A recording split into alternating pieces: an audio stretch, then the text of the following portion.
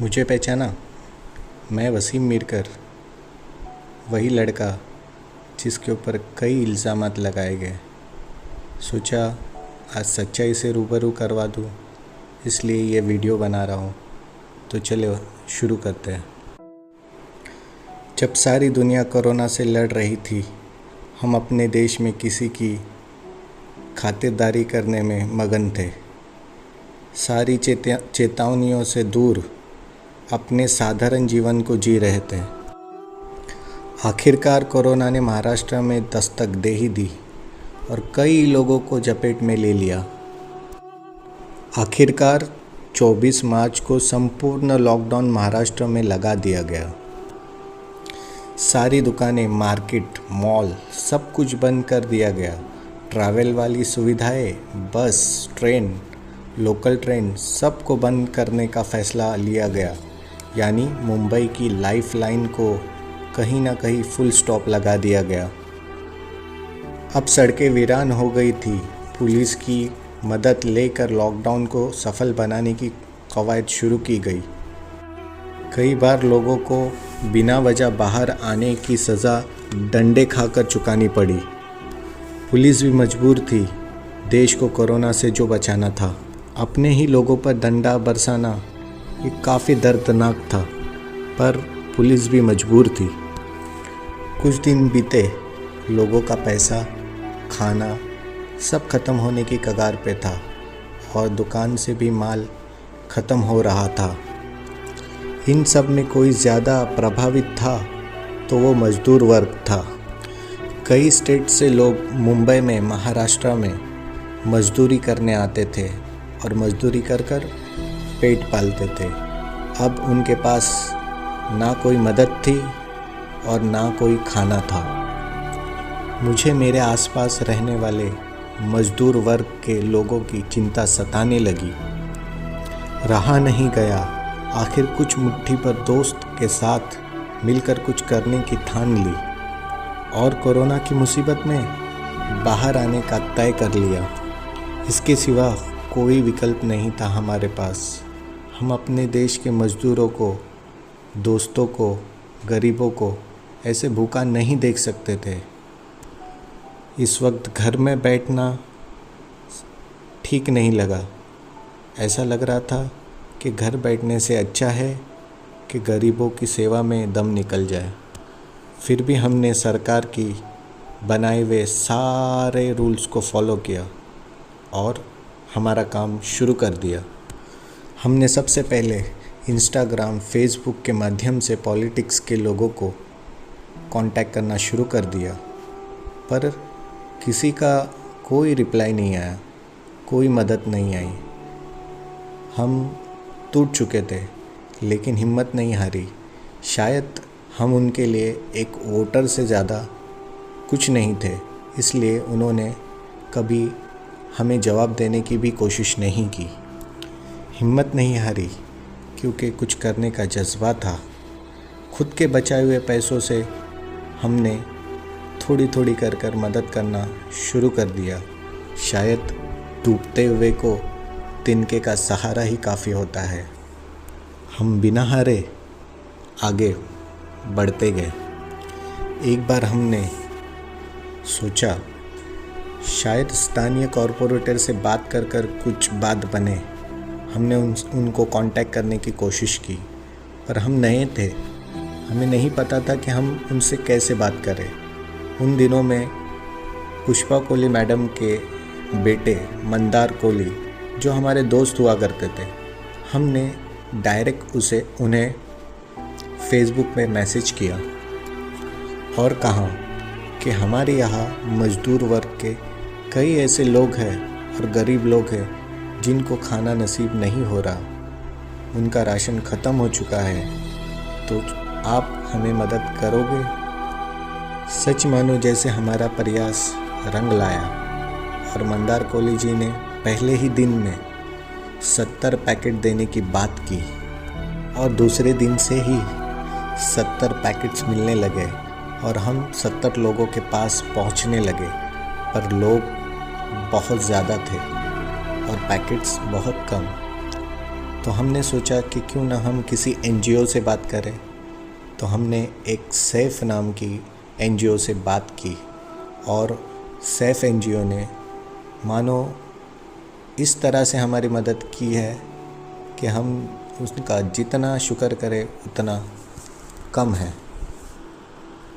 उन्होंने 150 पैकेट्स देना हमको रोज़ शुरू किया और हम मंदार जी के 70 पैकेट्स और एनजीओ के 150 पैकेट्स के साथ में 200 से 250 लोगों की तरफ पहुंचने लगे।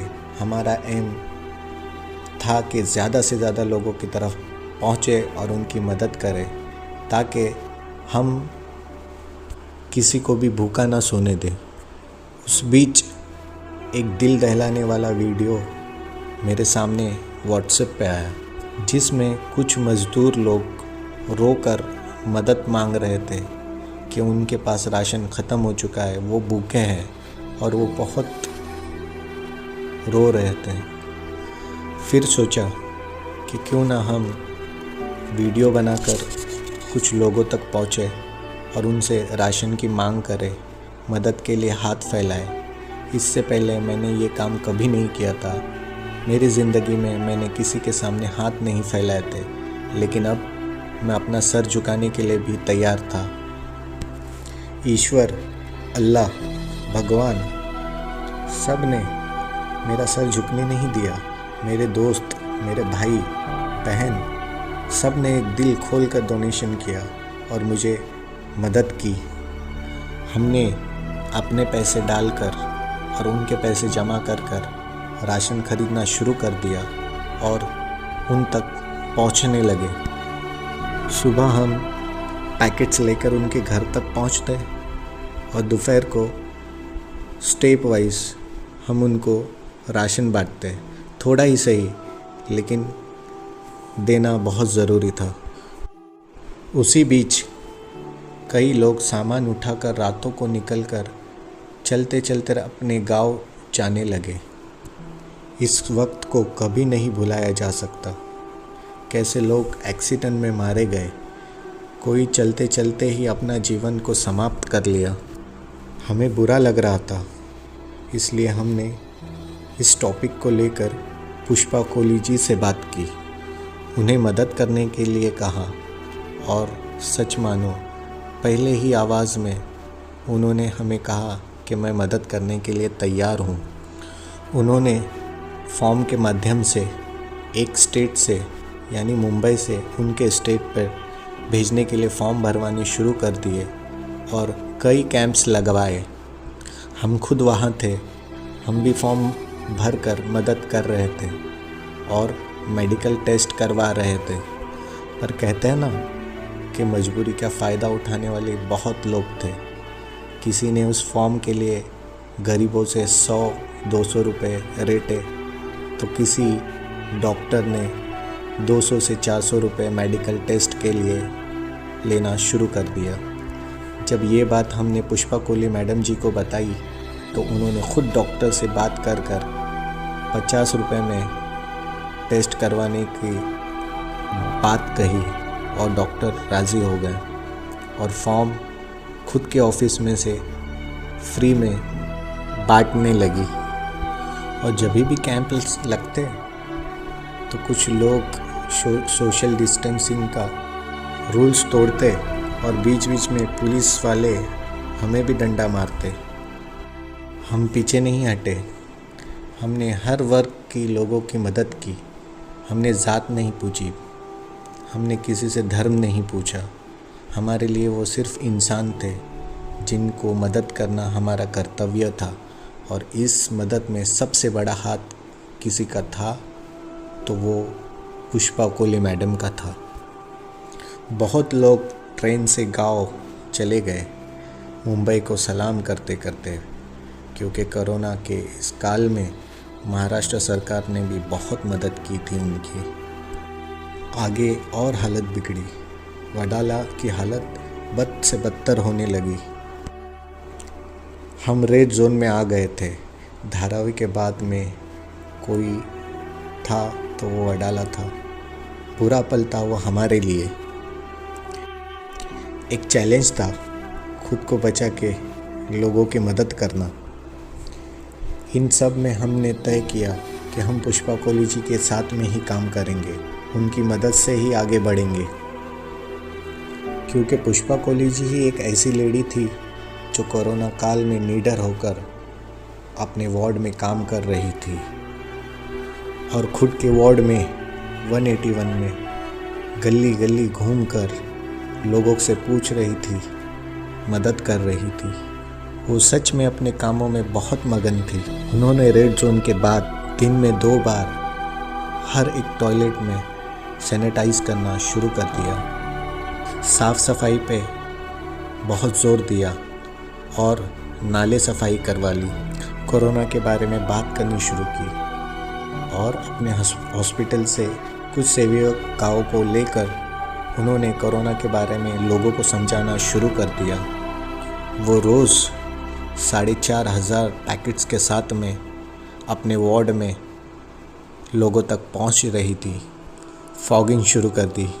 सारे राशन दुकान वालों को कांटेक्ट में लेकर उनसे बात शुरू कर दी ताकि ज़्यादा से ज़्यादा राशन लोगों तक पहुंचे और लोग उसका लाभ ले सके।